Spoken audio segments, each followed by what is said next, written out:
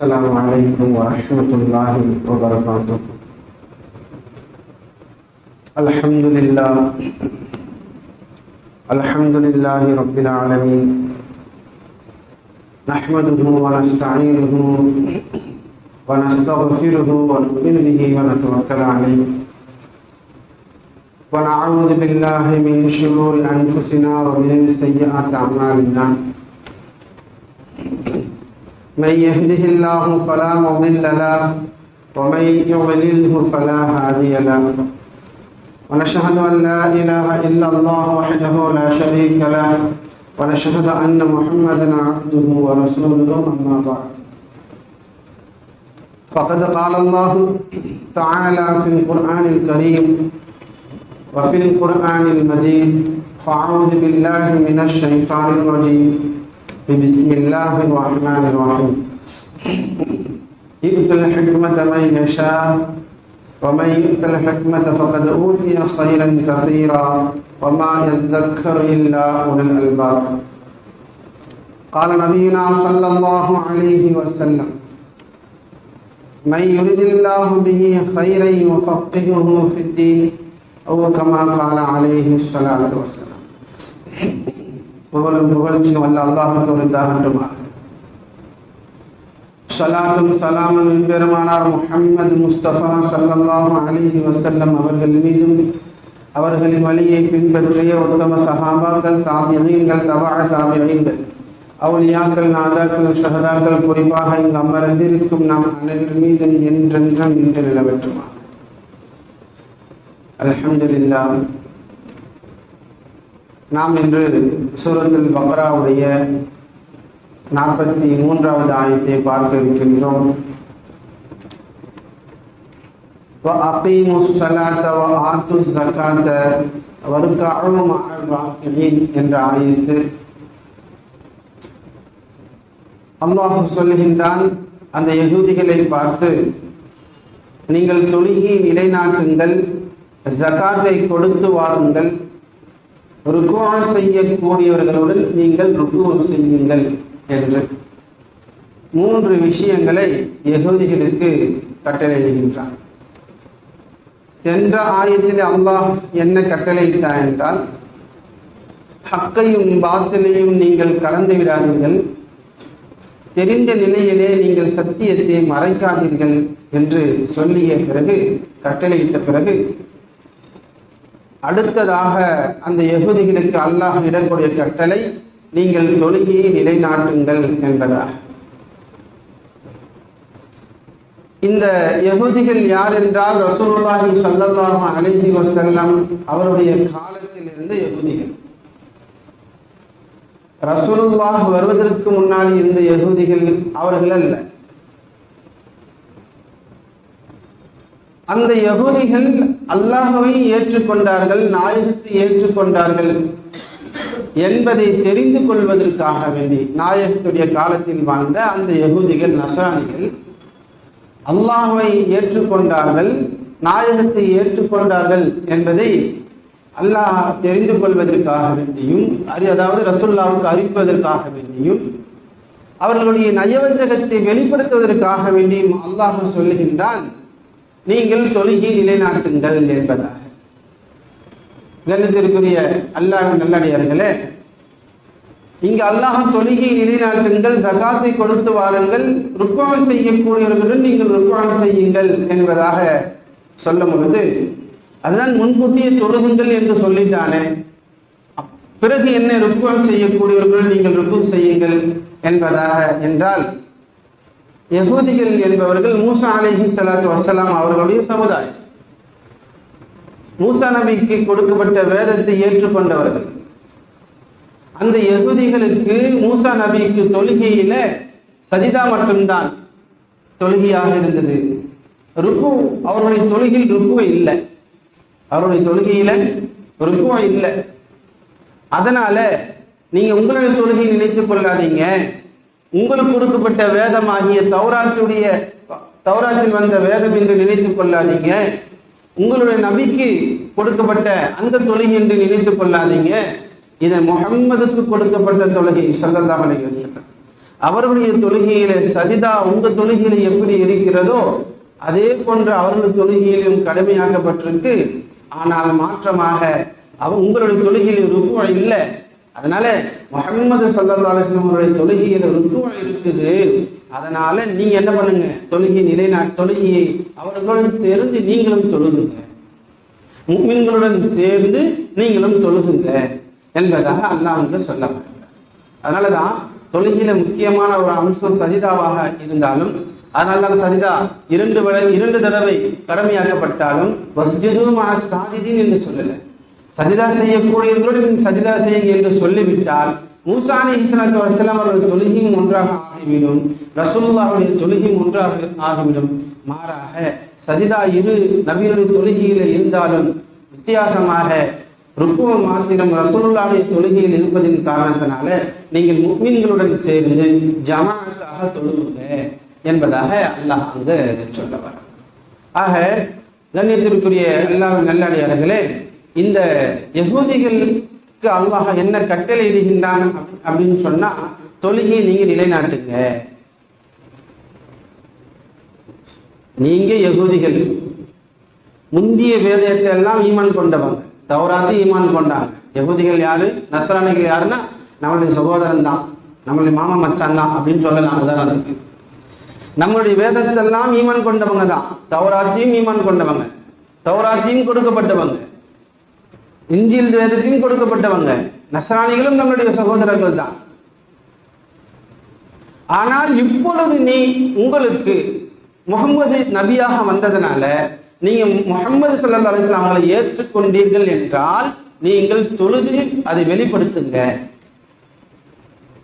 கண்ணியத்திற்குரிய அல்லாஹ்வின் நல்லடியார்களே, தௌராத்தை மட்டும் ஏற்றுக்கொண்டால் முஃமினாக ஆக முடியாது, இன்ஜீலை மட்டும் ஏற்றுக்கொண்டால் முஃமினாக ஆக முடியாது. இந்திய 3 வேதத்தையும் ஏற்றுக்கொள்ள வேண்டும். இப்பொழுதுள்ள வேதத்தை ஏற்றுக்கொள்வது மட்டும் இல்லாமல் அந்த வேதத்தை மாத்திரம்தான் பின்பற்ற வேண்டும். அப்படின்னா முந்திய வேதம்லாம் தவறா? இல்ல. முந்திய வேதத்தை பின்பற்றக்கூடாதா? இல்ல. வேதத்தை பின்பற்றாதே, முந்திய வேதத்தை. இந்த வேதத்தை பின்பற்றினால் முந்திய வேதத்தை பின்பற்றுவதற்கு சமம். இந்த நபியை பின்பற்றினால் முந்திய நபிமார்களை பின்பற்றுவதற்கு சமம். கன்சுல் உம்மல் என்ற கிதாபில் அந்த இமாம் அழகாக எழுதுறாங்க, நீங்க அவ்வளீன வல்ல ஆகிரீன, ஆரம்பத்தில் உள்ளவர்களுடைய இல்மையும் வரலாறுகளையும் பிந்தியே உள்ள நபி ஸல்லல்லாஹு அலைஹி வஸல்லம் அவர்களுடைய சமுதாயம், அவர்களுக்கு பின்னால் உள்ள சமுதாயத்தினுடைய வரலாறையும் நீங்கள் கற்றுக்கொள்ள வேண்டும், தெரிந்து கொள்ள வேண்டுமா, குர்ஆனை படிங்கள் என்பதாக சொன்னார். ஏனென்றால் ஆதம் அலைஹிஸ்ஸலாத்து வஸ்ஸலாம் அவர்கள் படைத்தது முதல் கடைசி மனிதனுடைய நிலைமைகள் எல்லாம் என்ன என்று முழு விஷயங்களும் குர்ஆனிலே சொல்லப்பட்டது. ஆதம் அலைஹிஸ்ஸலாத்து வஸ்ஸலாம் அவர்கள் படைத்தது, அவர்களுக்கு முன்னால் எதையெல்லாம் அல்லாஹ் படைத்தான், எத்தனை நாட்கள் படைத்தான், வானம் பூமி எப்படி, எல்லா விஷயங்களும் குர்ஆன்ல சொல்ல முடியாது. உதாரணத்துக்கு A to Z சொல்லும் இல்லையா, அதுபோல எல்லா விஷயங்களும் சொல்லப்பட்டிருக்கு. மாறாக குர்ஆனை முழுமையாக நீங்கள் பின்பற்றுங்கள் என்பதை வெளிப்படுத்த வேண்டும் என்பதுதான் அல்லாஹ்வுடைய நோக்கம். அதனால நாயகம் ரசூலுல்லாஹி ஸல்லல்லாஹு அலைஹி வஸல்லம் அவர்களின் காலத்தில் வாழ்ந்த அந்த யகூதிகளுக்கு நீங்க தொழுகையை நிலைநாட்டுங்க. நீங்க முந்தைய வேதங்களை பின்பற்றினாலும் முந்தைய நபிமார்களை ஏற்றுக்கொண்டாலும் உங்களுடைய ஈமான் முழுமையாக ஆகாது. உங்களுடைய ஈமான் முழுமையாக ஆக வேண்டும் என்றால் இந்த வேதத்தை குர்ஆனையும் ஏற்றுக்கொள்ள வேண்டும், இந்த நபியை பின்பற்ற வேண்டும். அது முழுமையாக ஆக வேண்டும் என்றால் நீங்கள் தொழுகையை நிலைநாட்டுங்கள் என்று அல்லாஹ் சொல்கிறார். தொழுகையை நிலைநாட்டுங்கள் என்பதாக அல்லாஹ் சொல்கின்றான். கண்ணியத்திற்குரிய அல்லாஹ்வின் நல்லடியார்களே, சொல்லலாம், கேட்கலாம் ஒரு கேள்வி.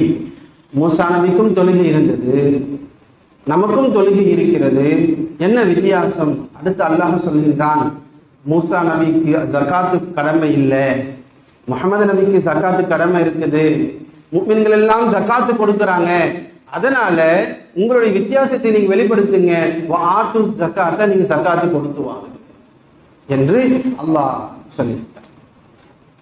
ஆக கண்ணியத்திற்குரிய அல்லாஹ் நல்லடியார்களே, அல்லாஹ் தஆலா இங்க அகீமுஸ் ஸலாத், தொழுகையை நீங்கள் நிலைநாட்டுங்க என்ற வார்த்தையை இப்பொழுது நாம் விளக்கத்தை பார்ப்போம்.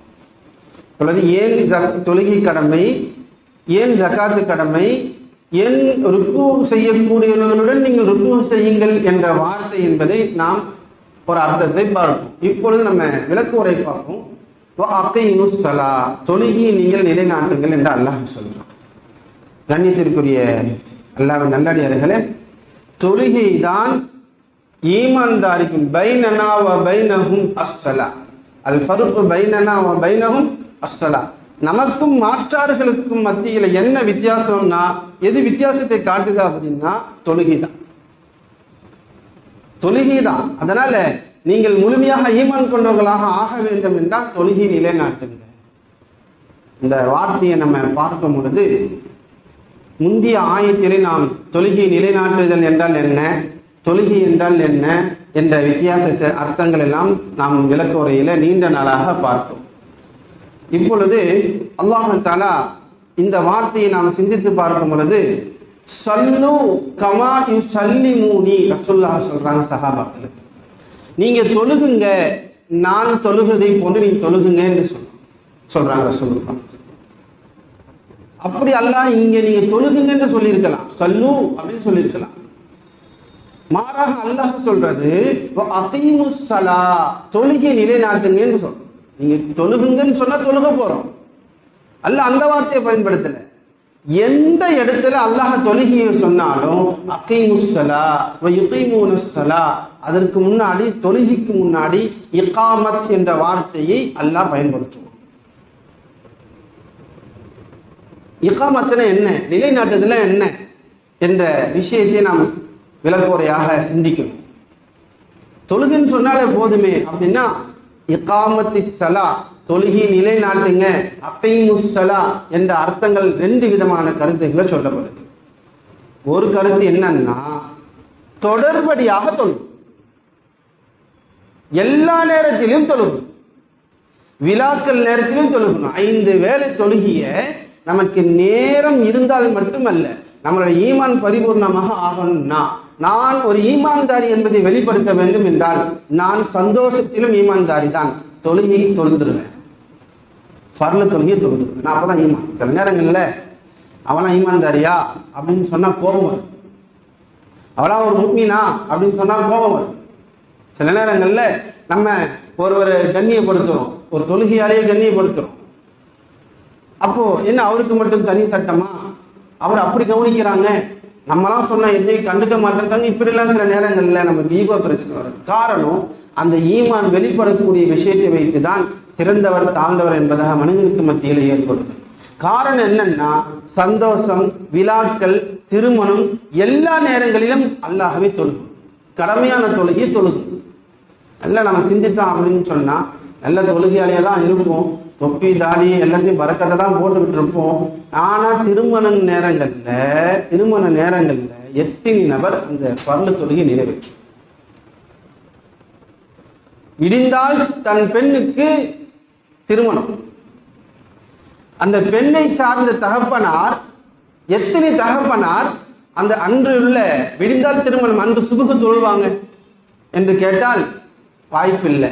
தடி வாங்க போறதுல இருந்து, சாமான்கள் மண்டபத்தில் எடுத்து போய் வைக்கிறதுல இருந்து, மாப்பிள்ளை வீட்டை கிளம்பிட்டார்களா என்று கேட்கறதுல இருந்து, அந்த பொருள் இந்த பொருள் பார்க்கறதுல இருந்து எந்த தொழுகையும் கிட்டத்தட்ட ஒரு வாரமாக தொழுவாகாம நம்ம சுத்துறோம்.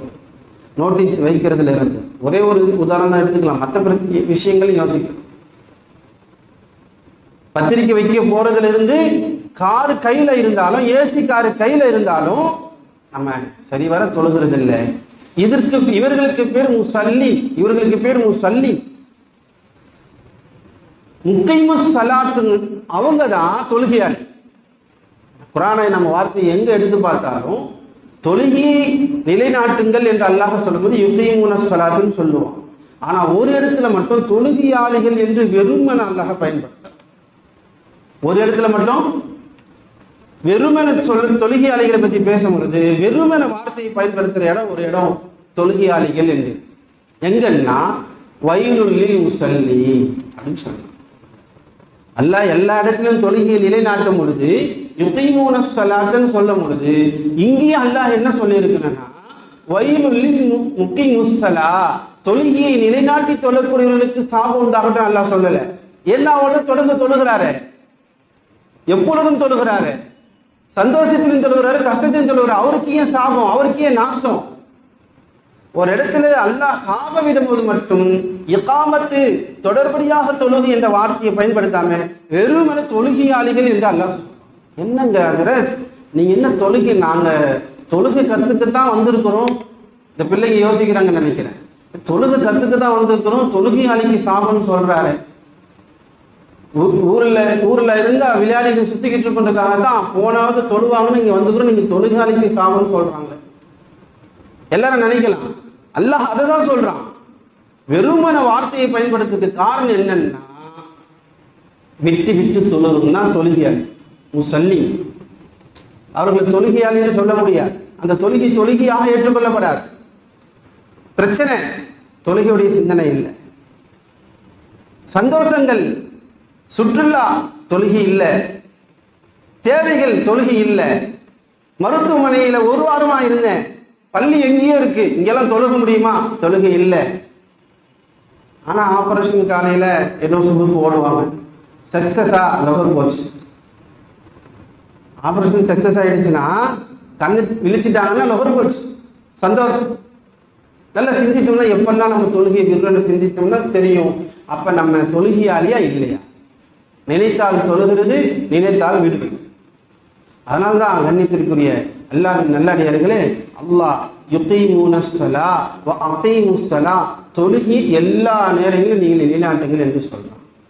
ஆனா அடுத்த வார்த்தையை நம்ம பார்க்கும் பொழுது அதே ஜக்காத்துக்கு சொல்லும் போது அகீமு ஜக்கா, ஜக்காத்தை நீங்க நிலைநாட்டுங்கன்னு அல்லாஹ் சொல்ல மாட்டான். ஏன்னா தினமும் கொடுக்கக்கூடியதல்ல ஜக்காத்.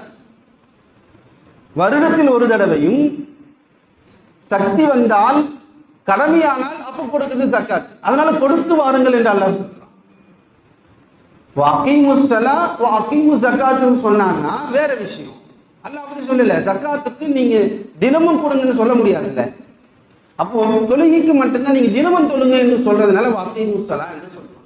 தொழுகை நிலைநாட்டுங்க, தொழுகையை நிலைநாட்டுங்க என்று அர்த்தம். அதனால கண்ணியத்திற்குரிய அல்லாஹ்வின் நல்லடியார்களே, எல்லா நேரங்களிலும் தொழுக வேண்டும். அதனால்தான் தொழுகை நிலைநாட்டுங்க அல்லாஹ் சொல்றான். சஃபர்ல தொழுகை இருக்கு, 2 ரக்காத் தொழுகணும். கசுது நோயாளியா, கை கால் நீட்ட முடியலையா, அப்போ தொழுகை நிலைநாட்டலாம். சஜிதா செய்ய முடியல, கால் மடக்க வரலையா, சேரலாம் வந்து தொழுகலாம். அதை விட ஆடையே இல்லை, அம்மனமா ஒருத்தர் இருக்கிறான், அதற்கும் தொழுகை சட்டம். ஆடையே இல்லை, எதோ அடிச்சுட்டு போயிடுச்சு, தண்ணியிலேயே எதிரே திருடிட்டு போயிட்டாங்க. இப்பவும் தொழுகை இருக்கு. பெண்ணுக்கும் இருக்கு சட்டம், ஆணுக்கும் இருக்கு சட்டம்.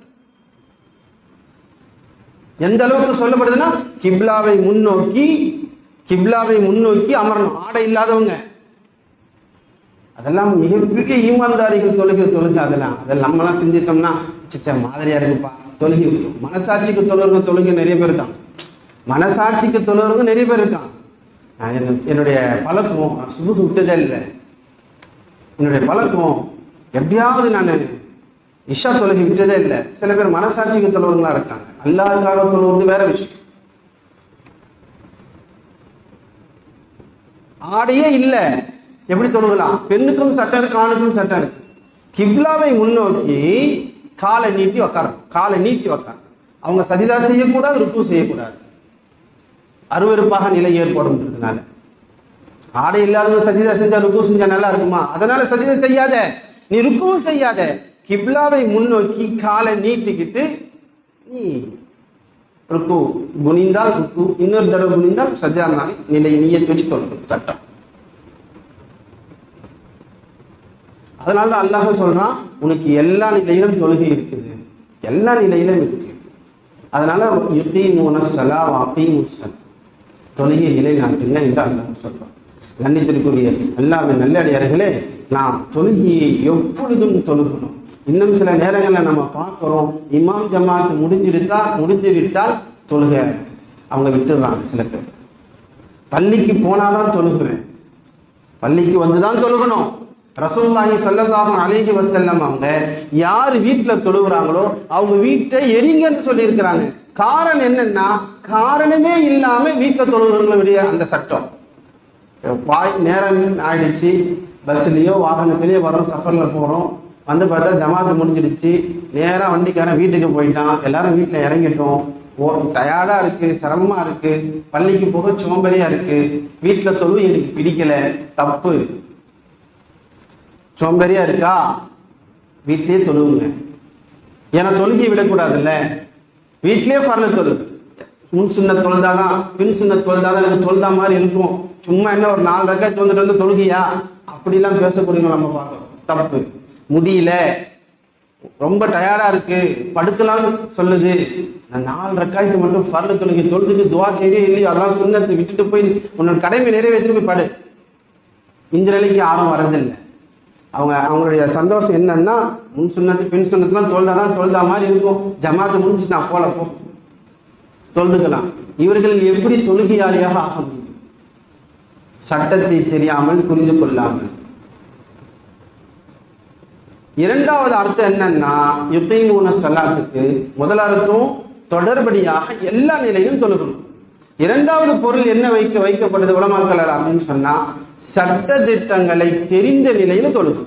இதுதான் தொழுகை நீங்க நிலைநாட்டுறீங்க, சரியான முறையில தொழுகிறீங்க என்றார். இப்போ அதற்கு உதாரண விளக்குறையில எழுதுறாங்க என்னன்னா, தொழுகை நிலைநாட்டுறதுக்கு சட்ட திட்டங்களோட நீங்க தொழுதாதான் தொழுகை கூட அப்படின்னா, ஒரு மிகப்பெரிய ஒரு கம்பு இருக்கு, அது பூமியில நட்டுறோம். சின்ன குச்சியா இருந்தா சின்ன புளியை தோண்டி நட்டிடலாம், பிரச்சனை இல்லை. கனமான ஒரு கொம்பாக இருந்தா நீளமா வேற இருக்கு, எவ்வளவு பள்ளம் நோண்டணும்? அப்ப நம்ம அந்த கம்பை நட்டு வழியா பூமியில அந்தந்த கம்புக்கு தோதுவாக பள்ளங்களையும் ஆழத்தையும் எடுத்து அதை இடித்து அதுக்குள்ள சில கல்களை உள்ள நுழைத்து நம்ம அந்த கடவாரை போட்டு இடித்து மல்கு தள்ளினாதான் அது ஸ்ட்ராங்கா நிற்கும், தன்னுடைய வயிற்றுக்கு தோதுவா நிற்கும். சின்ன குச்சிக்கு பெரிய பள்ளத்தை நோண்டி வைக்கிறதும் வீணானது. பெரிய கொம்புக்கு சின்ன பள்ளத்தை நோண்டி வைத்த சாஞ்சிடும், சின்ன காத்தடிச்சா சாஞ்சிடும், யாராவது கை வைத்தா சாஞ்சிடும். அப்போ அந்தந்த நேரத்துக்கு தோதுவான சட்டங்கள் எப்படி இருக்கிறதோ, அந்தந்த கொம்புக்கு தோதுவாக குச்சிக்கு தோதுவாக நீ எப்படி உன்னுடைய அறிவை பயன்படுத்துறியோ அதே போல தொழுகைக்கு சட்ட திட்டங்கள் இருக்கு. அதன் பிரகாரம் நீ ஓதணும், அதன் பிரகாரம் ருக்குஉ செய்யணும், சஜிதா செய்யணும். அப்படி இருந்தாதான் அது தொழுகை நிலைநாட்டுறீங்க என்று அர்த்தமாகும் என்று ஒரு விளக்குறையை சொல்றோம். மன்னித்திற்குரிய அல்லாஹ்வின் நல்லடியார்களே, தொழுகையை நினைத்தால் தொழுகிறது, முடியல, வாய்ப்பில்லை, நான் எங்கேயோ போயிட்டேன், சிரமமா இருக்கு, பிஸியா இருந்துட்டேன், மறந்துட்டேன் அப்படின்னு சொல்லி அதிகமான நபர்களை நம்ம பார்க்கிறோம். அவர்களுக்கு பேரு தாரிக்கு ஸலா என்பதாக சொல்லுவாங்க. கண்ணியத்திற்குரிய அல்லாஹ்வின் நல்லடியார்களே, அல்லாஹ் குர்ஆன்ல ஒரு ஆயத்தை இப்படி சொல்லுவான், ஃபஹலஃப மின் பஅதிஹிம் கல்ஃபுன் அலாஉஸ் ஸலா. எத்தனையோ நபர்கள் சமுதாயம் சென்று விட்டுச்சு, எத்தனையோ சமுதாயம் முந்தி சென்று போயிட்டாங்க. அலாஉஸ் ஸலா, அவர்கள் தொழுகையை வீணாக்கிட்டாங்க. அவங்க வாழ்ந்து மரணித்து மடிஞ்சு போயிட்டாங்க. அவர்களுக்கு பிறகு பல சமுதாயம் வந்து இப்ப இறுதி சமுதாயம் இருக்கு. உம்மத்தே முஹம்மது தானே இறுதி சமுதாயம் இருக்குது. ஆனா முந்தி சென்று போன எல்லா சமுதாயம் தன் தொழுகையை வீணாக்கிட்டாங்க என்று அல்லாஹ் சொல்றான். பிறகு வத்தபஅ ஷஹவாத்தி, மனோ இச்சையை பின்பற்றினாங்க அவங்களாம். இவங்க பசோஃபு யல்கௌன கையா என்ற நரகத்துல அவங்க நுழைவாங்க. இல்லல்லதி இல்லா மன் தாப வ ஆமன வ அமில ஸாலிஹா, யார் அல்லாஹ்வை ஈமான்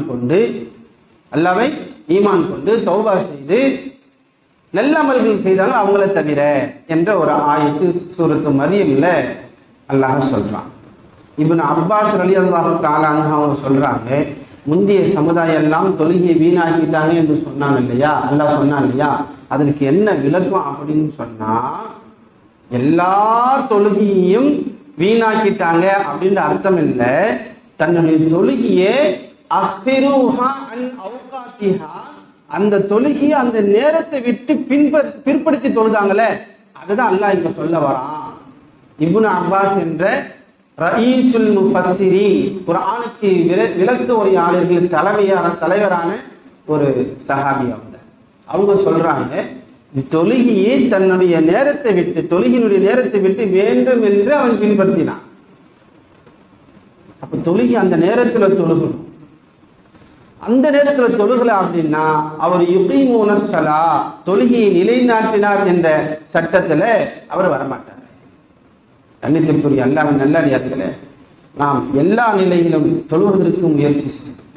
சயீத் இப்னு முஸய்யப் இமாம் தாபிஈன்கள்ல ஒரு இமாம் என்ற ஒரு இமாம் அவங்க அறிவிக்கிறாங்க, ஒருவர் லுஹர் தொழுகல, அஸர் தொழுகல, மக்ரிப் தொழுகல, இஷா தொழுகல, சுபஹ் தொழுகல, இந்த நிலையில ஃபமன் மாஅத, யார் இந்த நிலையில மௌத்தா போகிறாரோ, தௌபாவும் செய்யலையோ, அல்லாஹ் தஆலா அவரை பகி, அழுச்சாட்டியம் செய்தவன் என்பதாக அல்லாஹ் வாக்களிக்கிறான். பகி, அழுச்சாட்டியம் என்ற ஒரு ஓடையை நரகத்தில் இருக்கு. அந்த ஓடைக்கு பேரு அழுச்சாட்டியம். ஏனென்றால் அழுச்சாட்டியம் யார் செய்யறாங்களோ அந்த அவர்கள் எல்லாம் அந்த நரகத்துல, அந்த ஓடையில போவாங்க, அந்த நரகத்துல நுழைவாங்க.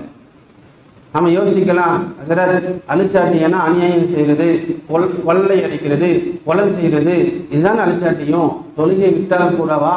ஆமா, கையை காலை நல்லா கொடுத்துருக்கிறானே, ஆரோக்கியத்தை நல்லா கொடுத்துருக்கிறானே, வசதிகளை கொடுத்துருக்கிறானே, ஓய்வு கொடுத்துருக்கிறானே, உள்ளத்திற்கு நிம்மதியை கொடுத்துருக்கிறானே. மருத்துவமனைகளுக்கு பார்த்தா தெரியும், மருத்துவமனையில எமர்ஜென்சி வார்டு இருக்கும்.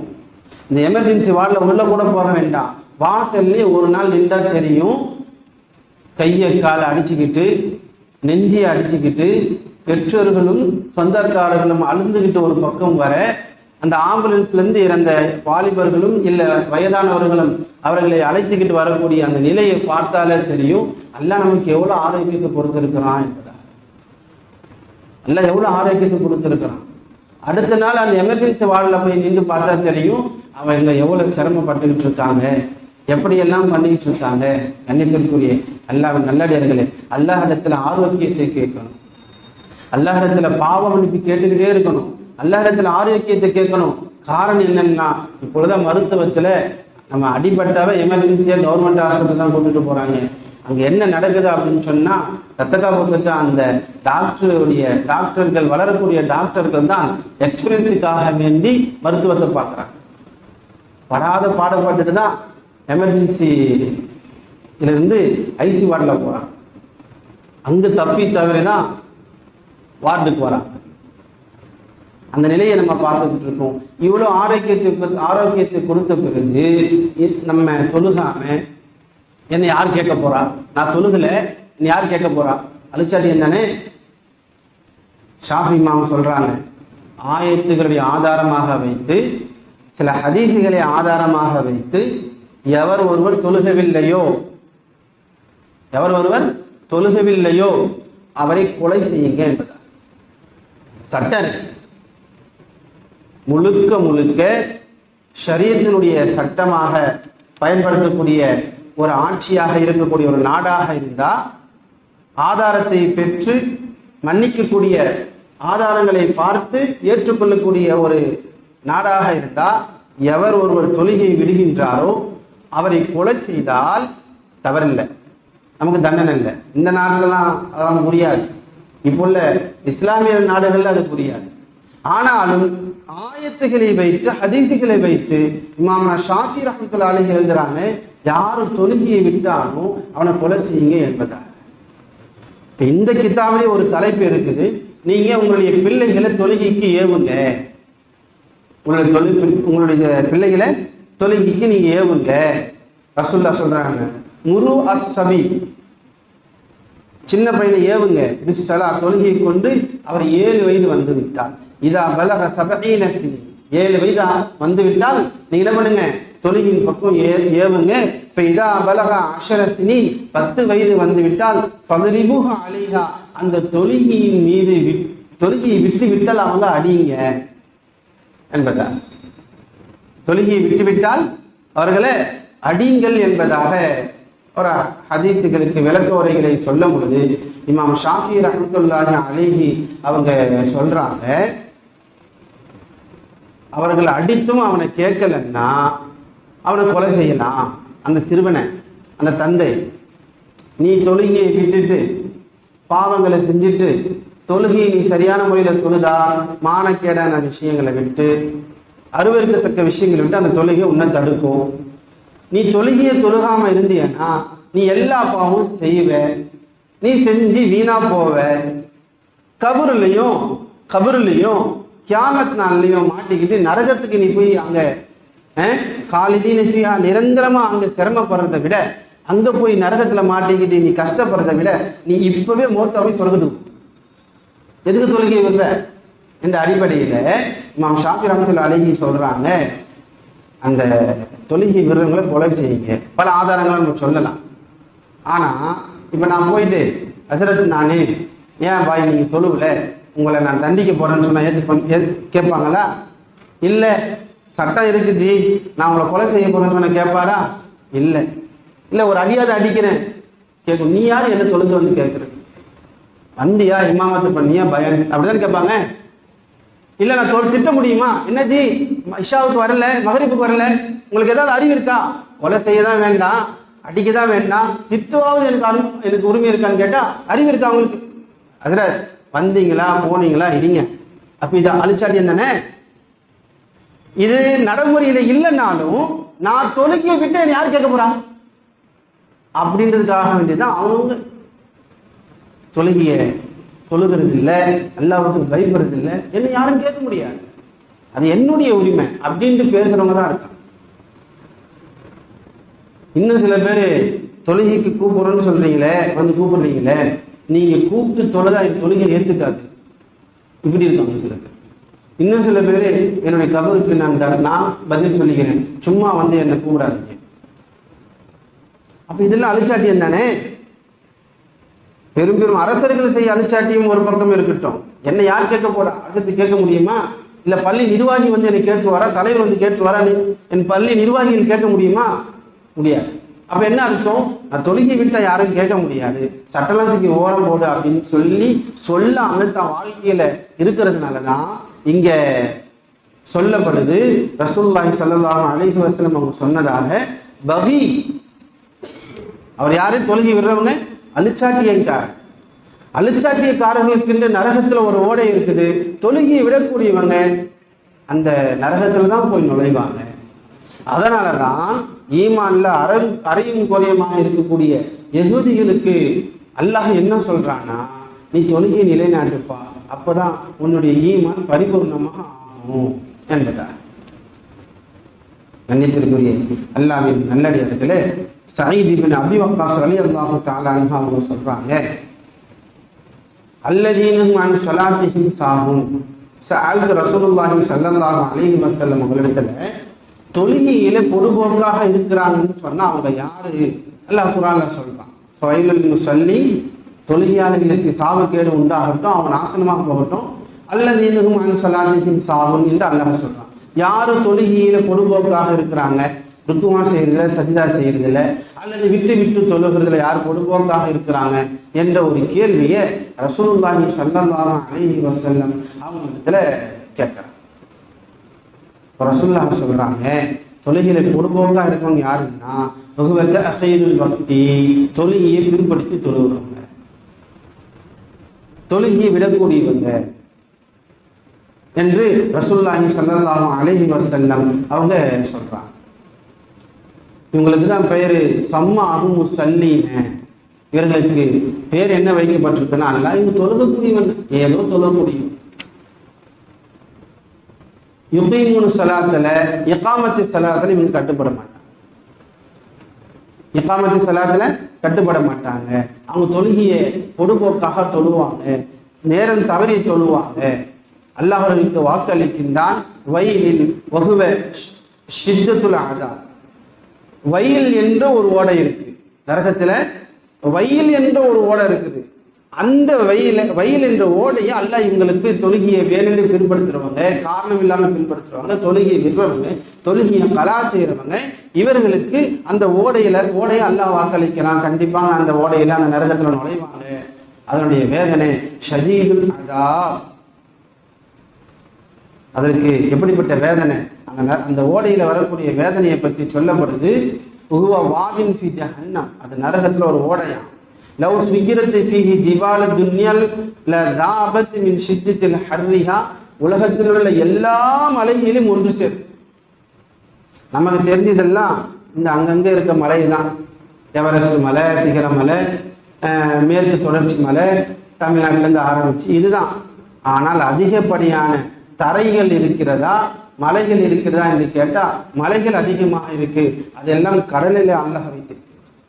இந்த சுனாமிலாம் வர்றதுக்கு காரணம் கடல்ல அந்த மலைகள் வெடிப்பதின் காரணமாக தான் சுனாமிலாம் வருது.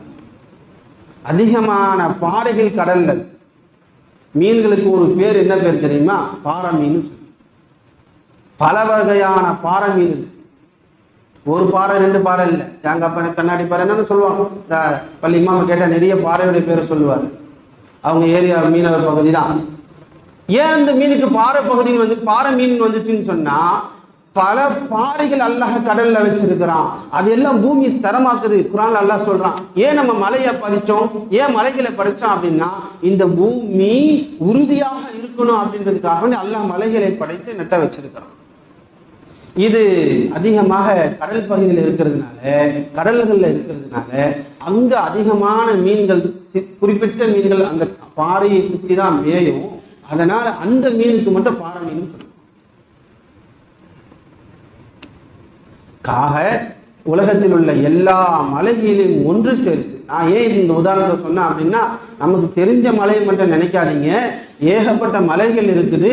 அதையும் சேர்த்து அந்த வயல் என்ற ஓடையில போட்டா அது உஷ்ணத்தால், சூடால், அந்த சூடு இருக்கு இல்லையா, அதனால இல்ல, அந்த உஷ்ணம் இருக்கு இல்லையா, அதனுடைய சூடு.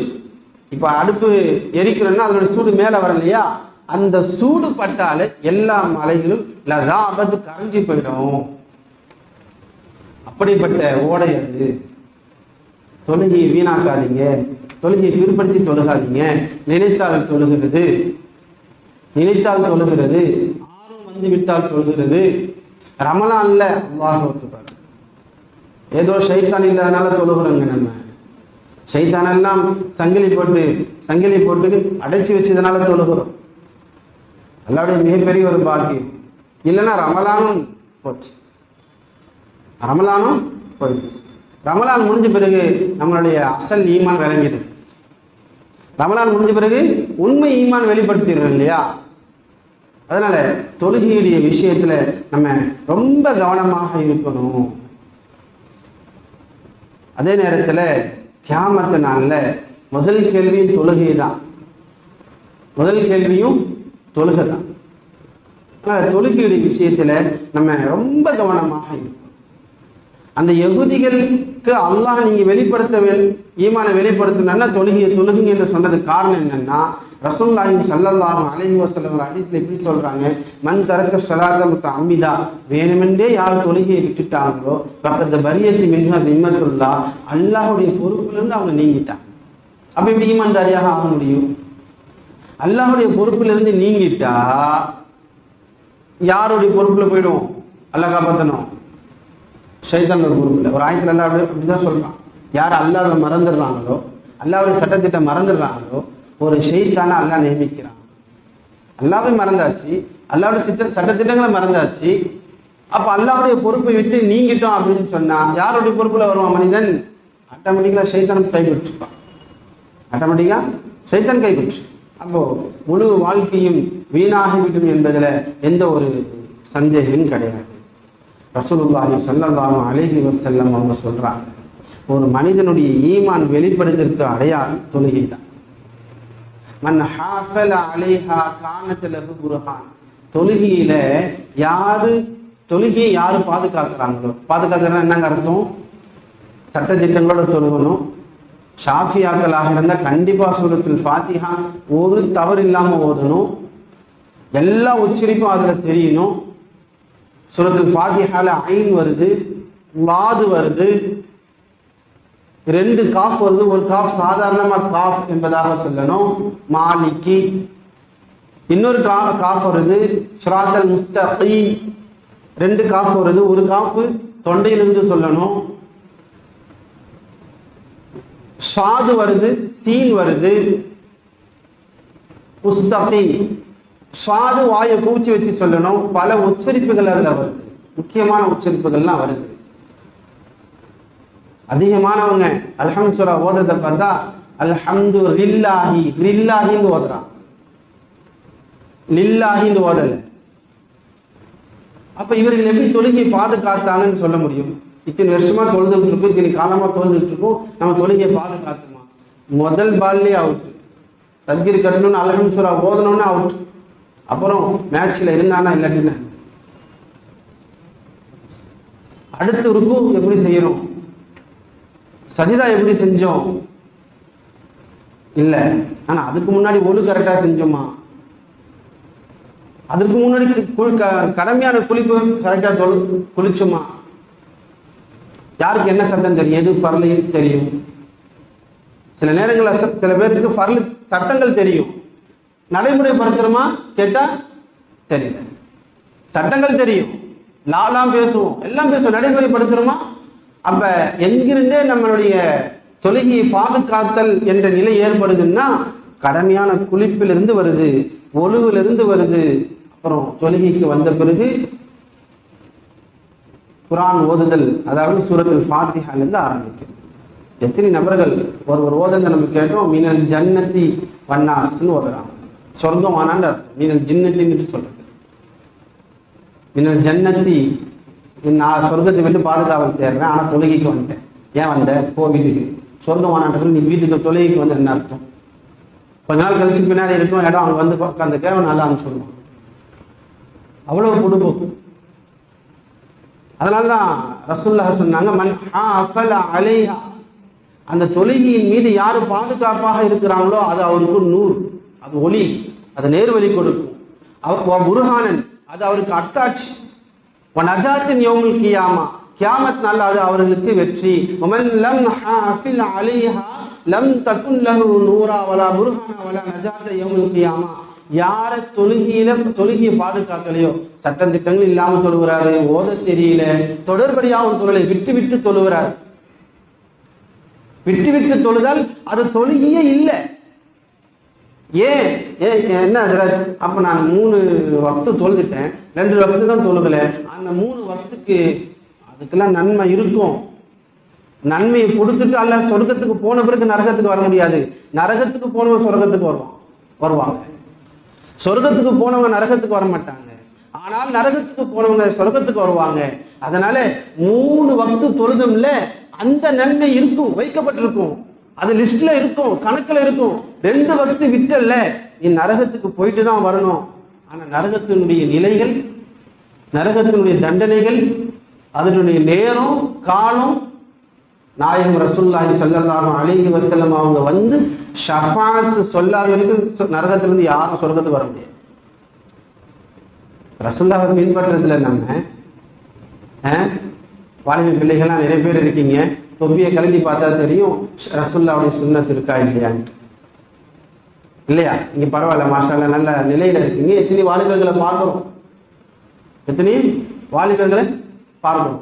எங்களுக்கெல்லாம் முடி வெட்டினா 100 ரூபாய் கொடுக்குறோம், சில வாலிபர்களுக்கு 10 ரூபாய் கொடுப்பான்னு நினைக்கிறேன். ஏன்னா இங்கெல்லாம் முடிச்சுட்டு எல்லா இடத்துலையும் முடி விடுறோம், இங்கெல்லாம் கொஞ்சம் கரைச்சி விடுறான். அதுக்கு என்ன காசு தரான்னு, எவ்வளவு தரான்னு தெரியல. இப்போ நமக்கெல்லாம் நிறைய ஃபுல்லாக நம்ம எடுக்கிறோம், 100 ரூபாய் வாங்குறாங்க. வாலிப பிள்ளைங்களை இங்கே தான் கொஞ்சம் எடுக்கிறாங்கன்னா அப்போ 10 ரூபா 20 ரூபா தானே தரணும். ஏன்னா சின்ன வேலை தானே, அது எவ்வளோ வாங்குறாங்கன்னு தெரியல. ஆனால் கால கொடுமை, அவங்க தான் 200 ரூபாய் வாங்குவாங்கன்னு நினைக்கிறேன்.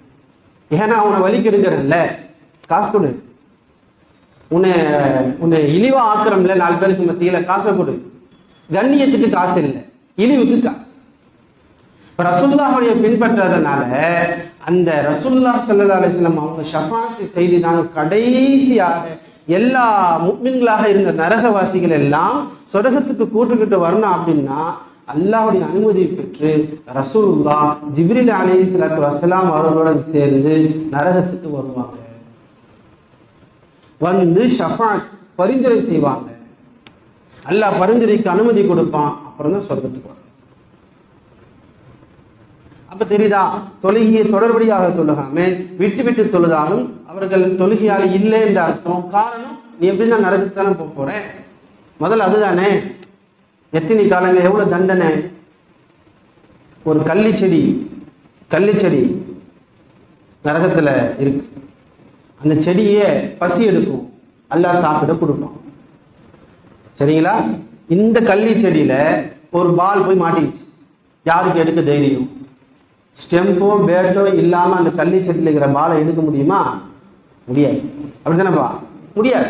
காரணம், அது குத்திடும்.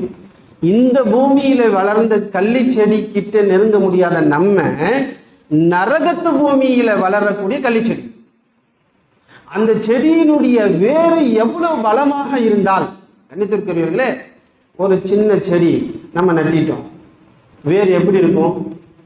ரொம்ப சாஃப்டா இருக்கும். அதுல ஒரு சின்ன சுடு தண்ணி ஊத்துங்களேன், செடி பட்டு போயிடும் இல்லையா? செடி பட்டு போயிடும். கொஞ்சம் சுடு தண்ணி ஊத்துங்களேன், பட்டு போயிடும். ஆனால் அந்த பூமியில நரகத்துக்கு மத்தியில நெருப்புக்கு மத்தியில வளரக்கூடிய அந்த கள்ளி செடிக்கு அந்த வேருக்கு எவ்வளவு பெரிய சக்தி அல்லாஹ் கொடுத்திருப்பாங்க சிந்திக்கும்.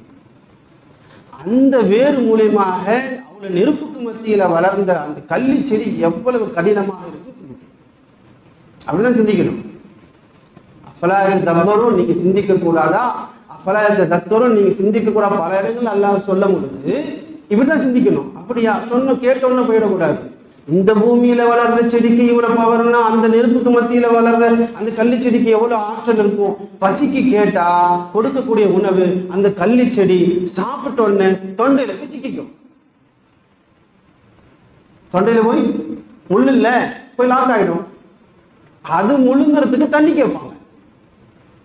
நம்ம ஏற்கனவே பேசியிருக்கோம், 40 வருஷத்துக்கு மறுபடியும் சொல்றேன்.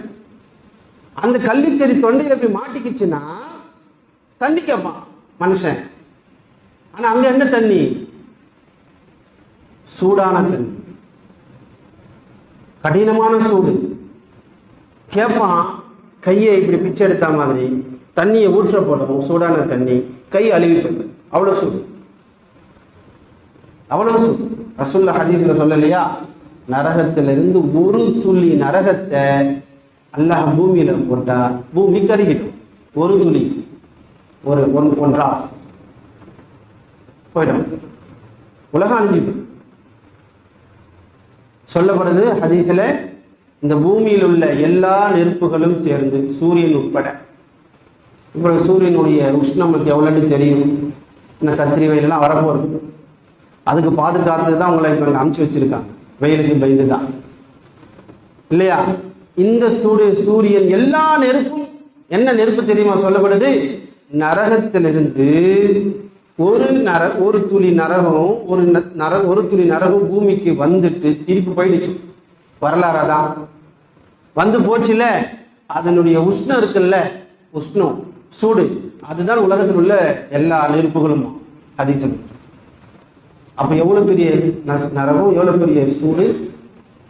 அப்ப அந்த தண்ணி எவ்வளவு சூடாக இருக்கும். கையில ஊற்றின உடனே கையெல்லாம் வெந்து போயிடும். இருந்தாலும் நீட்டி தான் ஆகணும், குடிச்சாகணும், வாங்கி குடிச்சிடுவான். ஏன்னா கள்ளி செடி மாட்டிக்கிச்சுல, உள்ள குடிச்ச உடனே குடல்கள்லாம் மறந்து கீழே தொங்கிடும். அதோட உயிர் போயிடுச்சு. அப்படிதானே? இல்ல, நரகத்துக்கு ஒரு ஸ்பெஷாலிட்டி என்னன்னா, அங்க மௌத்தே இல்லை. அங்க மௌத்தம் இல்லை, ஹயாத்தம் இல்லை. ஹயாத்னா வாழணும், நிம்மதி இல்லை, அதுவும் இல்லை. மௌத்தம் இல்லை, ஹயாத்தம் இல்லை, ரெண்டுக்கும் மத்தியில் இப்படிப்பட்ட வாழ்க்கை. அதனால்தான் சொல்லப்படுது, யார் தொழுகையை பாதுகாக்கவில்லையோ அவர்களுக்கு எந்த ஒரு அத்தாட்சியும் இல்லை, எந்த ஒரு நேர்வழியும் இல்லை, எந்த ஒரு வெற்றியும் இல்லை. கியாமத்தினால, நாளை கியாமத்தினால அவங்க ஃபிரௌனுடனும் காரூனுடனும் ஹாமானுடனும் உபை பின் சல்புட் என்று சொல்லக்கூடிய கொடுங்கொள்ளர் அவர்களுடன் எழுப்பப்படுவாங்க அப்படின்ட்டு ரசூலுல்லாஹி ஸல்லல்லாஹு அலைஹி வஸல்லம் சொல்றாங்க.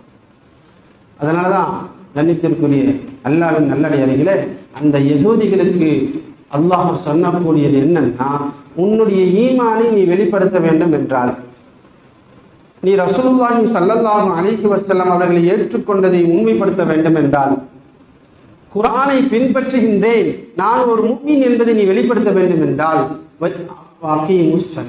தொழுகையை தொடர்ந்து தொழுந்து வாருங்கள். தொழுகுங்கன்னு அல்லாஹ் சொல்லலை. தொழுகுன்னு அல்லாஹ் சொல்லலை, எங்கேயுமே தொழுகுன்னு அல்லாஹ் சொல்லவே இல்லை. தொழுகி தொடர்ந்து தொழுகு. உனக்கு எல்லாத்துக்கும் சலுகை இருக்கு. சஃபர்ல ஏற்கனவே சொல்லிட்டு எல்லாருக்கும் சலுகை.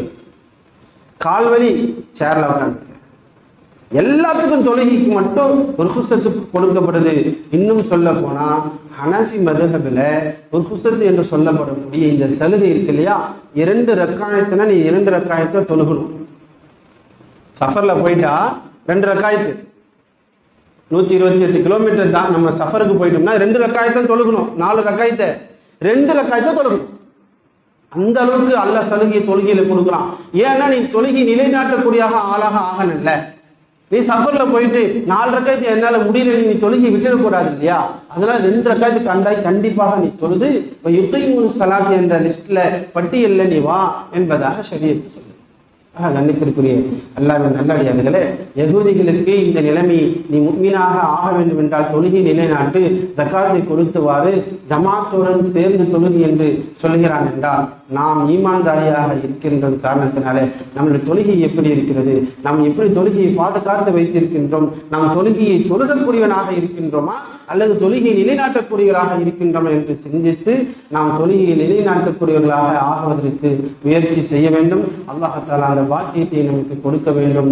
வாஹிரு தஅவானா அல்ஹம்துலில்லாஹி ரப்பில் ஆலமீன். அஸ்ஸலாமு அலைக்கும் வரஹ்மத்துல்லாஹி வபரகாத்துஹு.